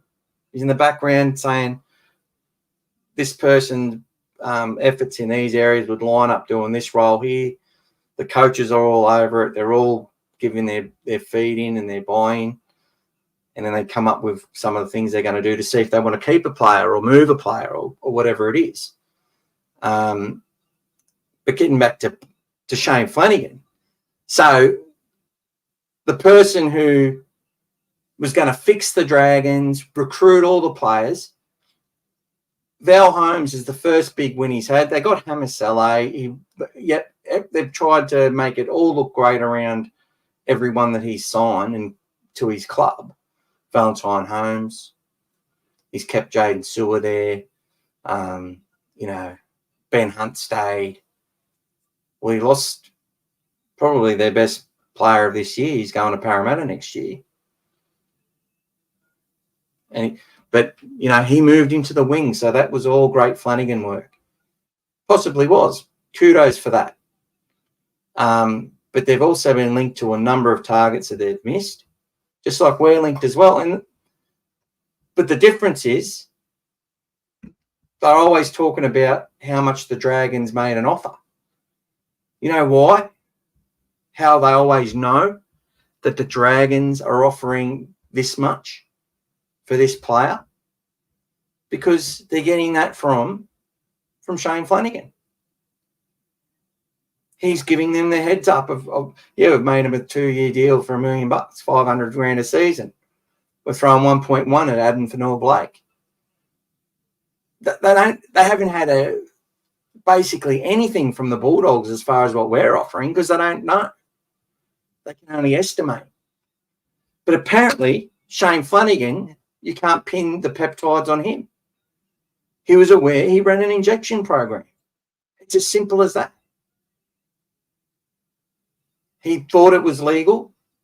They didn't think they were doing anything wrong. My point is, as I say, the perception of it. And as I said, I was willing to forgive him earlier on. If he come to the club as an assistant coach, I think he can add a lot to any club as an assistant coach. To be the coach again was a very lucky thing, and his mates have helped him, and his mates have answered the call when it come to Kyle Flanagan biting the nose of Stephen Crichton. And that's all there is to it. And he's come out and said, my son didn't bite him. My son said he didn't bite Stephen Crichton, and I believe him. Well, good on you. Because if I'd seen my son do that, I would have went and bitten my son myself. I probably wouldn't have, but I would have smacked him for it. There's no way you bite someone like that and then try and get away with it. The other side of the coin is Crichton and the Dogs didn't front the judiciary. Mark, they didn't have to. And as it was reported on SEN, Fox News were the ones who said Stephen Crichton made an official complaint. Well, SEN, who has a mixture of News Corp and Channel 9 and Channel 7 reporters and anyone in the game pretty much, all day reported that the Bulldogs aren't going because they did not make a complaint. The NRL has cited Flanigan on its own accord. So that's what had been said there. The truth, who knows what the truth is? Why the hell do they need to go? Why would you need to go when you've got photo evidence and video evidence of your nose being bitten? He wasn't up. Crichton wasn't on trial, and nor should he have been. The only thing that needed to be deliberated was you bit a player. Okay, why did you bite him? Is there an excuse for it? This is how long you're getting on the sidelines. The very fact that they used the club's money to hire one of the most expensive, best lawyers that are out there to protect him, and and the media assistance they got from News Corp on the situation was just shows you everything you got to know when it comes to how that whole media organisation operates. G'day, Lucas. Welcome to the channel. Don't know if I've spoken to you before. He turned his mouth with a biting motion. 100%, mate. 100%. You are what you eat, and he tried to eat an NRL. He wanted to become an NRL first grader. Well, he's played about 100 games, mate. I think he's a first grader. I just think he's in the wrong position. I think if they kept him as a hooker at the Dragons instead of the nepotism, Ben Hunt's been smashing the assists in that club regardless. He runs the show. He does it all. Kyle is basically just... I look at the Dragons and I go, Ben Hunt is sort of a real experienced version of what Matt Burton was doing for Canterbury. He's just doing everything when it needed to be more shared around. And Kyle's out there doing his tackles, doing his inside balls, occasionally running the ball. Had some sleight of hand in a couple of games. Had some good little short passing stuff near the ruck that's done well, but had a fair, not a bad season by any means, but he's been given all that opportunity and he's always had a platform from the big boys running the ball. Yeah, good luck to him, but don't fucking say you didn't bite someone when you did and everyone could see that you did. Am I heading to the game? Sorry, nah, mate. I think Mark's going up to Bundy by the look of it. But no, I'm not going. I've got too much with my job and everything at the moment, which is a shame. Sort of, it's in my mind to try and be available for a grand final this year, but not easy to organise in the current climate. To be fair, Mark, what could Critter have added by going to the judiciary? Did he bite you? Yes, no more questions. He was so aggrieved he should have fronted up. 4 weeks would have been 8 weeks. I don't think he was aggrieved. I think he got up after it happened. My nose is sore. Played on. Then there was a breaking play. Went up to Flanigan. Flanigan said they didn't talk about it, which is bullshit. He was fucking telling him off for biting him on the nose. And then Christian Tuapolotu come up. And I'm glad we smashed him based on the way he was going at our fans after he scored. He had a pretty good game, though, that bloke. He goes all right. I think he's better than the Fijian winger that they normally have. But he come on and started having a crack at Critter because Critter was obviously went up to Flanigan. But yeah, apparently the Dogs made no official complaint to the NRL. The NRL did it, handled it themselves. Definite bite buzz of the clown. What it did show was how locked in Critter was to his next assignment by not reacting to the bite. He was in the zone, also showed his maturity not to react. If he loses his shit, the whole team does. Very, very good comment, and I love it. The maturity in that comment is something we can all learn from. Monkey Magic, I always watch the potty, bro. Never have replied to the live chat before anywhere. I comment on Tube. So many positives to talk about this year. Critter, Karen Tracy's buys of the year. 100%, my brother. Yeah, I've seen your comments on YouTube, and I appreciate those, man. Thank you so much. I don't like to be the one that says like, subscribe, and join and all that. You can do all that here if you want. Some people have thrown money my way, which I'm blessed with. You don't need to do that. The cost of this podcast is just my time, and I spend probably $25 a month or something on having a nice sort of platform I can use. That's because I want to do it, because that's what I want to do. It's, I'm not going to sit there and tell people to pay so that I can keep doing this podcast. It's a privilege for me to be able to talk to other Dogs fans and have a chat. So don't, keep it in your pockets. Buzz Flopfield is the biggest grub of all. Why didn't Tyson Gamble not get talked about for putting his arm in Jack's mouth? That's right, because Jack actually came out and said he couldn't breathe. And he just bit down to get his arm out of his mouth. And yeah, no one really, it was talked about as part of the defence, but no one came out and said, oh, poor Jack White. You know what I mean? Dickheads. Watch the heat, first time commenting. Good listen. What other Bulldogs fans have to say, mate? Yeah, 100%.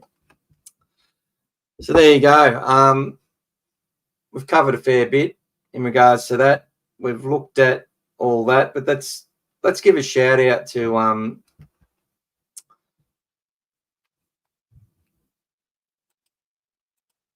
let me have a look.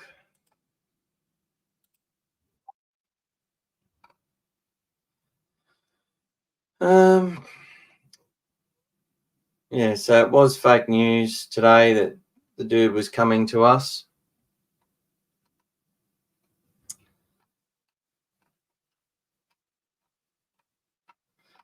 Sorry about that. So, guys, what we'll be doing in coming weeks, just sorry about that. I just bloody drifted in and out of what I was thinking, but we've got a special guest coming on in a week or two. It won't be live, but I'll be doing pretty much my first interview with someone from the Bulldogs, which is fantastic. That's all I'm going to say at this point. So we'll be having that interview hopefully next week, but obviously it's very difficult to speak to people at the moment. And that'll be recorded and edited and all that sort of stuff, like a proper interview.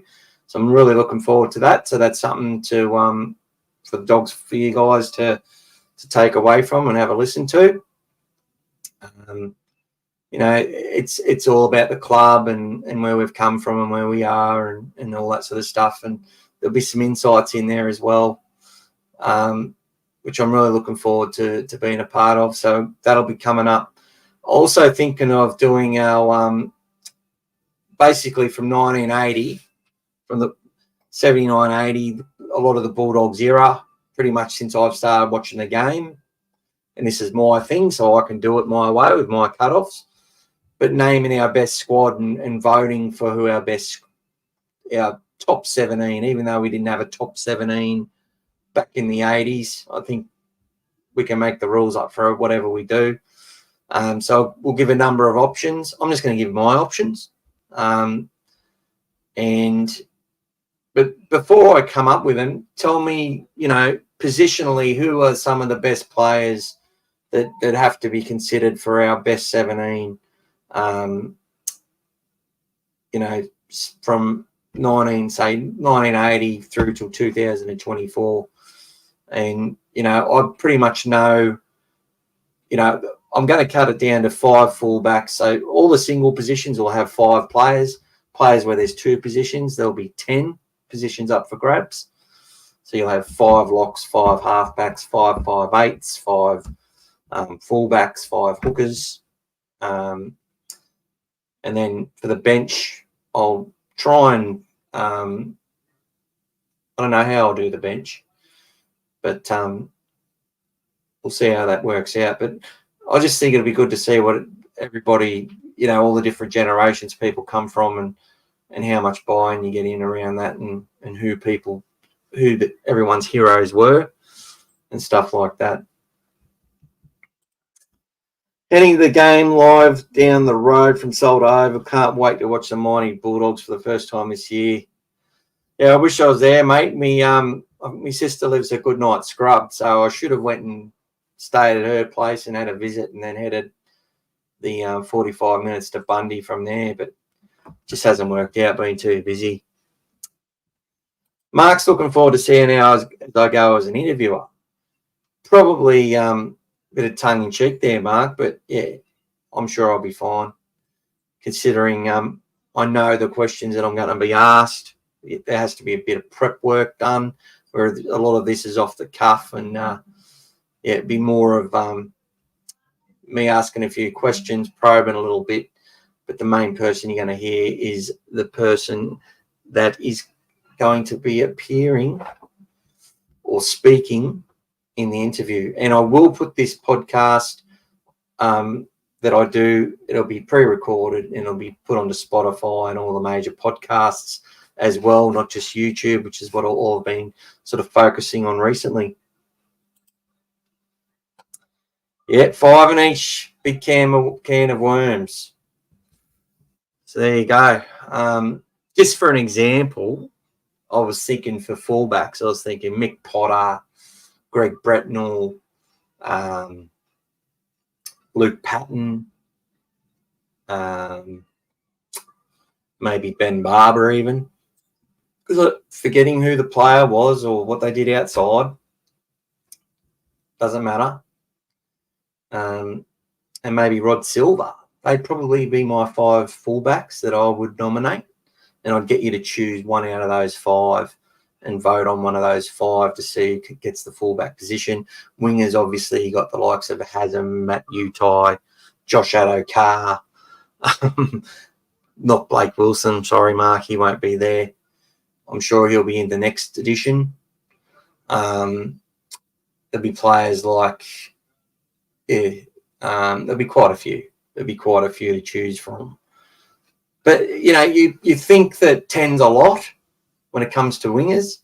And, you know, I think Steve O'Brien would be a chance, Daryl Halligan, Jason Williams. You got to look at players who played in that position in multiple grand finals and stuff like that. Have to be a big chance. You know, you got 5'8", Terry Lamb, Matt Burton, Braithen Astor, Steve Mortimer at half, Brent Sherlin. You think I'll be outstanding? I hope so. Hope it works out well. Because you never know, you interview someone and it's a good experience for everyone, and the fans and the supporters get some good content they want to hear. Maybe we can do a bit more with some players and stuff like that down the track. But it's not really a focus for me. It's all about the club. I wouldn't mind doing some stuff with some players at one point, or ex-players, but definitely don't expect that that's going to happen. But if it does, it'll be good for you guys to be able to do it. And even if I can get them on a live, would be good, where they could be asked questions. I think that would be something. I'm not sure if we could get approval for that, but that would be something nice. And I'd love to see the club actually do that themselves, actually have a podcast, a live stream where they have a couple of players that answer questions from us as we watch it and join. I think that'd be very engaging, and, you know, they could do lots of things, do little competitions while they're at it, stuff like that. D, predictions for this week's games. What are we seeing, guys? Let us know. Tell me who's going to win, who's going to be there.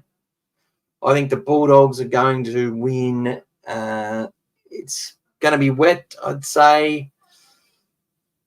23 points to 8.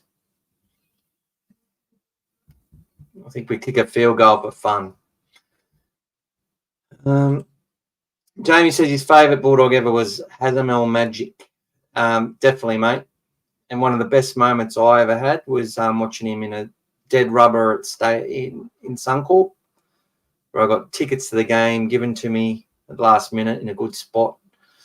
And we defended for the first 10 minutes and then went on to win 18-4, and Haslam kicked the goals and had a good game.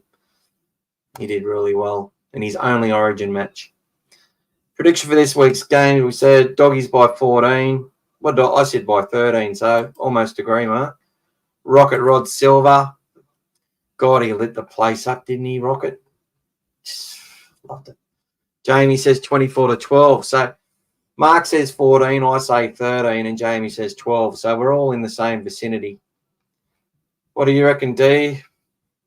How much are we going to win by? Don't think anyone's going to say we're going to lose.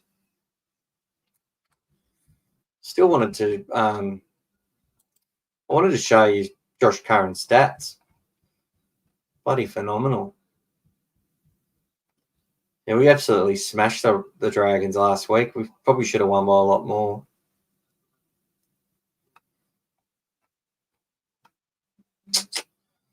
There you go. So that's what we'll be doing. Might do a Legend series as well. Dave says 40-0. Fuck yeah, Dave. Let's go. Hopefully the Dolphins drink a bit too much Bundy rum the night before or something.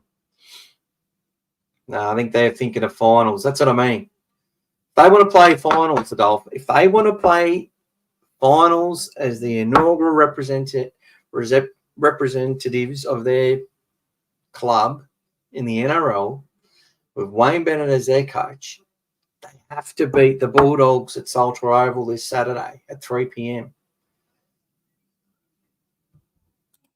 That's what we've been facing. And it's good. He's just done another comment, and he mentioned how they've been writing us off the whole time, continually writing us off. These teams we're coming up against, Dragons win that match, they jump the same points that we're on. They lose, they're now out of the 8. If they lose this week, if they have another loss, another team gets a sniff every game. It's so important.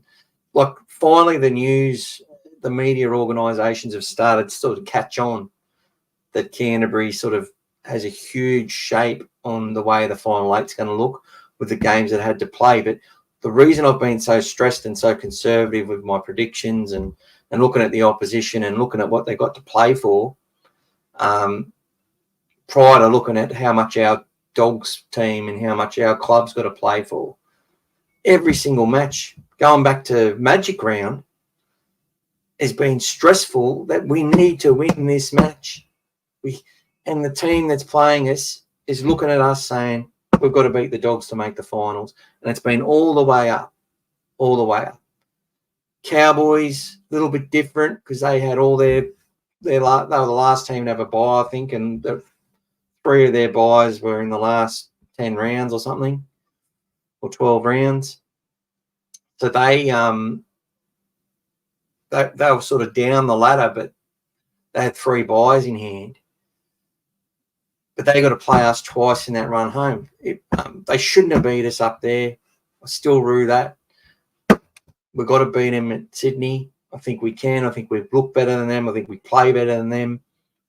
I think Manly's going to be a tough game. I think the balance of their squad's really good with Turbo in it. And, he's playing more crafty than brilliant, more crafty than explosive. So I wonder if he's just holding it back, ready to launch it when it counts. Always worry about the Seagulls, as you should. But at our core, we've got to be the favourites going into that match as well. We're now the favourites in these games, guys. Going to the Warriors next week is going to be tough as well. It's been a tough run for a long time. We've been up for a long time. Building trust in this team now that they're going to get it done. I'm still worried. Still worried every week. But D's confident we win. Finns can be hard team to read. They've shown they can score points against good defensive sides. However, we're the best defensive side. I don't fear teams that don't defend well. He says 24-12. Dogs by 16, says Lucas. Jamie says we're putting fear into teams coming into the end of the season. Very good comment, Jamie. And look, that's a pretty basic comment, but it's bloody hit the nail on the head. Watching the way that these opposition teams have been defending, I sort of agreed with Dibbo last night that the Dragons were a little sort of holding off a little bit on those edges.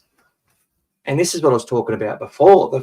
The very fact that they're worried about if the Cherry's going to run, but they know if the winger turns his shoulder and he can pass it to the Fox and Fox is gone. they know if they creep out on them and they turn, and Viliami Kikau isn't running a decoy and takes the line on, that he can get through if they're not committed to the task, you know. And they also know that Matt Burton isn't doing as much of he's doing less kicking than he was doing. He's not getting the ball as much as he was getting. So, and he's thinking run first. They know that. They're anticipating that. And that's giving space to the others. It's a team effort, and they are scaring the opposition side. They are doing that. And that is so good to see from us. And then you look at the right-hand side, Tracy looming up on the outside, and you got Carraz and Critter. And Preston's giving them this exact same fears. It's, you know, I used to sit there and watch the 2004 Bulldogs, and I'd watch Willie Tonga on that left edge. He looks so fucking cool the way he just skipped to the left and pushed the hand out, you know. And him and Utah just used to dominate, right? And then you had Benny Harris on the other side and Haslam. And they do just as much. They make just as many inroads on the right as they would the left. But you always gravitate to looking at the sexy left. But it's all the right edge was just humming just as well, you know. Oh, fuck. Good memories. That's what we want to do as well. Probably talk a little bit about some of the old times, just people's best memories of games and stuff. You know, the Bears are coming back into the competition. It got me thinking about them. I think it was 1993. We led them 17-0. And I watched the first half, and I was actually going to the movies with a chick from school. And I was all happy. Come out of the movie. Could have been happier. And the Dogs lost 18-17. I couldn't believe it. Went home and watched it and recorded it on my VCR. It was a Channel 9 game. But fuck. Just remembering stuff. Memories are good when it comes to footy. Got a heap of DVDs there of all the old grand finals. So yeah, I love to hear about moments and share and talk about that stuff with Bulldogs fans. Jamie, it can make teams make a lot of mistakes. Getting back on track to what Jamie was saying, you're 100% right, mate. It's they're making defensive errors because they're so worried about things, and it's sort of it's affecting other parts of their game as well. Like people wrote the Broncos off after the Bulldogs match, and then they fell apart in that second half against the Titans. They come out and they fought hard to win a game against the Cowboys, but I think the Broncos were so worried about what we were going to do. Actually, I got that wrong. I think the Broncos didn't respect us is more of a case.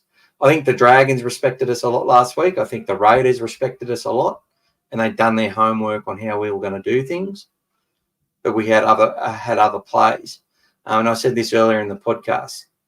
Kurt Mann, for example, his out the back play has been phenomenal, but he ran the ball a lot more because they had that they were anticipating they needed to, you know, rush up on our edges because they know Sexton's getting that ball, they're going to be cut short. So they had to shut that down. Then Kurt Mann was creating other issues through the middle, and we'd actually planned and worked on what we're going to do from that position of the field and had some other plans that we went into the game with, which is good. You know, there's still been the odd moments of what the fuck's our team doing on the last, you know, there's been a couple of times where they're like, who's kicking the ball and that, but it's just been so much better than it was. So much better.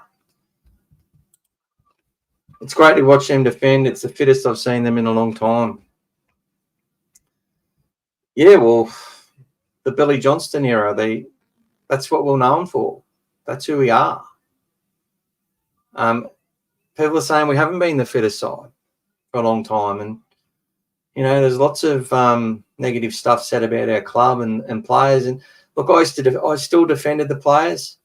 I think the fitness is such a if you get a squad of 30 or 40 players, just get that 1% increase in their fitness. Collectively, it just has such a huge difference. And that's what they're scraping for. It could be less than a percentage improvement in something, but collectively it just all adds up. And over 80 minutes and over effort on effort, the fact they can make that one more tackle, the fact that they can get up and get back in that line ready for the next play because their mates are already there and their mates are rushing up for the next tackle and then they're ready for the third one. And if they have to go again, they're happy to do it, It's been really wonderful to watch. Dragons made a few mistakes, and I think it was Hunt and Lomax had an argument. Hunt. I think Jaden Sewer as well. So a couple of times they missed their assignment. The situation where Kyle Flanagan threw the ball back inside, that was just an example of why Kyle gets criticised. There's no way he should have passed that ball back to Ben Hunt. The rule in rugby league, this is something Shane Walker said to me after I just ran into his car.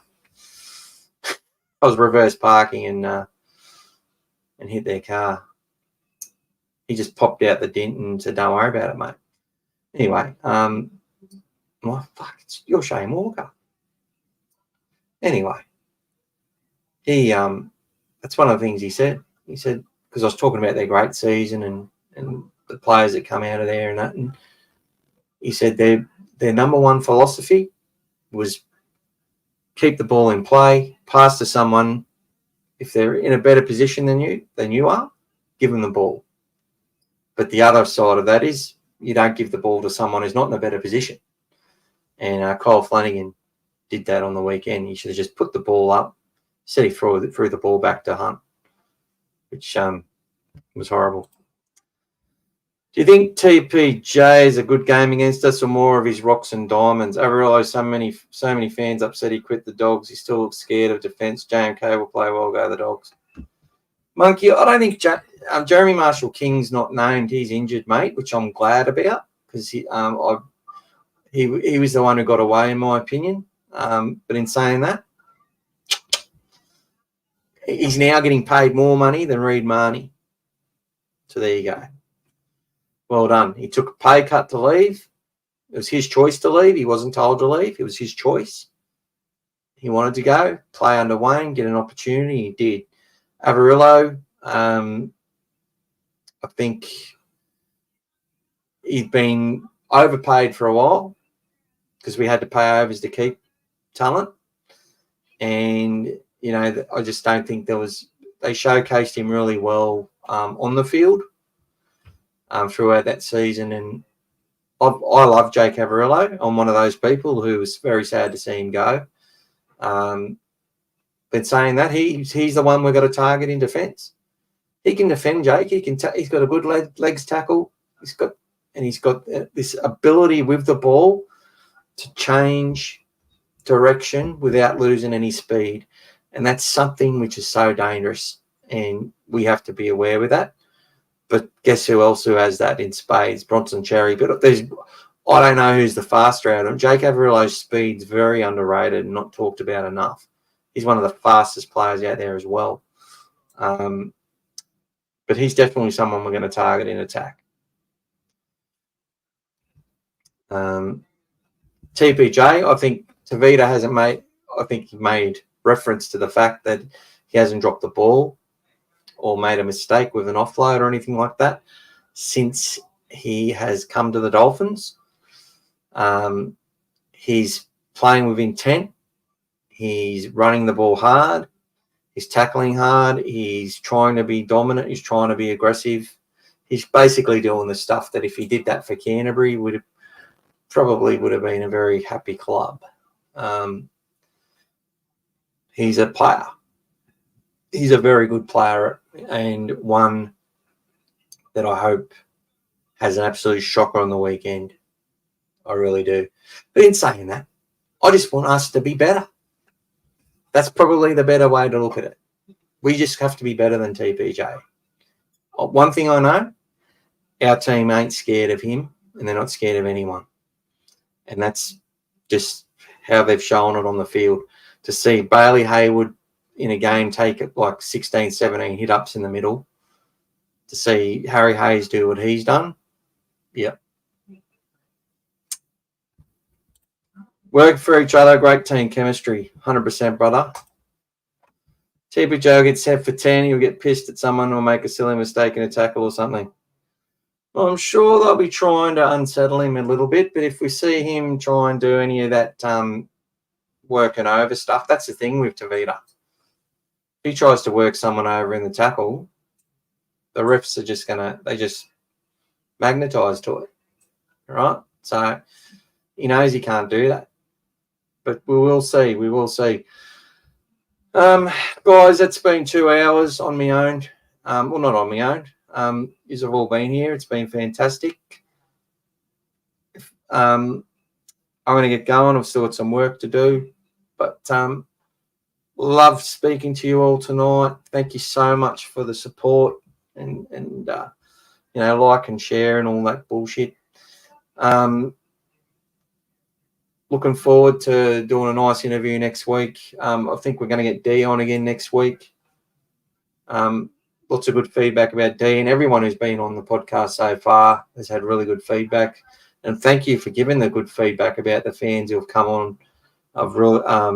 It's been good to make some good mates and good friends, and just to share that love about the Bulldogs. So, if good feedback about everyone, even you, Mark, you got lots of good feedback as well, which I'm sure you're not surprised about. So we we'll go again next week, hopefully to celebrate another Bulldogs win, looking at the Warriors game coming up after that. I would have done my interview hopefully Monday or Tuesday, and then we'll put out some advertising of that episode, which will likely appear the week after in the lead up to the home game against I think it's Manly or the Cowboys. I forget who's the second last round. It's those two teams.